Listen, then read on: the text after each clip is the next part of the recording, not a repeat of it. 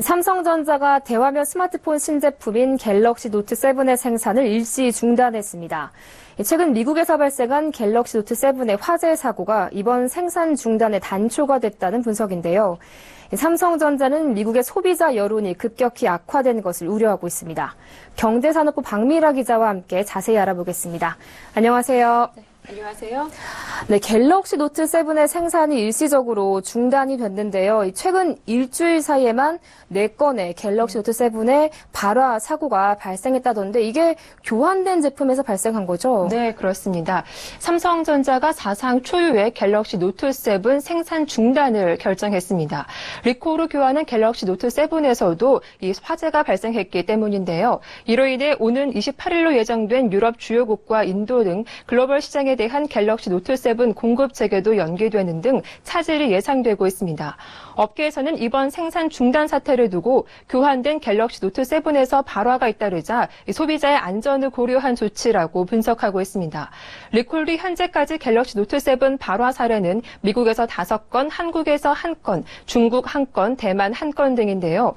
이와 함께 한국 온라인 커뮤니티를 통해서도 지난 8일 2건의 발화 사례가 추가로 제보되기도 했습니다.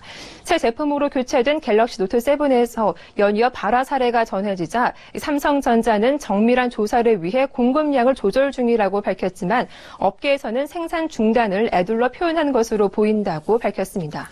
네, 사실 이 갤럭시 노트 7이 나오자마자 배터리 폭발 이슈가 발생했고 삼성전자가 발빠르게 리콜로 대응을 하면서 문제가 좀 일단락되는가 했는데요. 또다시 이 폭발 이슈가 제기됐네요. 네, 미국에서는 현지 시각으로 이달 5일이었죠. 미국 켄터키주 루이빌 공항을 출발하려던 사우스웨스트 항공 소속 여객기 내부에서 갤럭시 노트 7이 발화해 탑승객들이 외부로 대피하는 소동이 벌어진 바 있죠.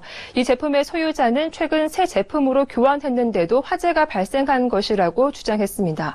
현재 미국 소비자제품안전위원회와 연방항공청 등은 이 사고의 원인을 조사하고 있는데요. 휴스턴과 버지니아주에서도 갤럭시 노트 7 리콜 제품에 불이 붙었다는 보도가 이어지기도 했습니다. 네, 이렇게 문제가 계속 발생하다 보니까 주말 사이에 미국 주요 통신업체들이 노트 7의 교환을 중단한다고 발표했다고요. 네, 미국 이동통신사 AT&T는 해당 제품에 대한 교환을 중단하겠다고 밝혔습니다. 블룸버그 통신 등 외신에 따르면 AT&T는 발화 사건에 대한 수사가 마무리될 때까지 더 이상 새로운 갤럭시 노트 7을 새 제품으로 교환해주지 않을 것이라고 밝혔는데요. 이어 갤럭시 노트 7 제품을 다른 삼성 스마트폰이나 다른 종류의 폰으로 교환하는 것에 대해서는 언제나 환영이라고 덧붙였습니다. AT&T와 T-모바일이 갤럭시 노트 7 새 제품의 교환과 판매를 전면 중단하면서 이 삼성전자는 사실상 최대 프리미엄 스마트폰 판매 시장인 미국을 잃을 처지에 놓였습니다.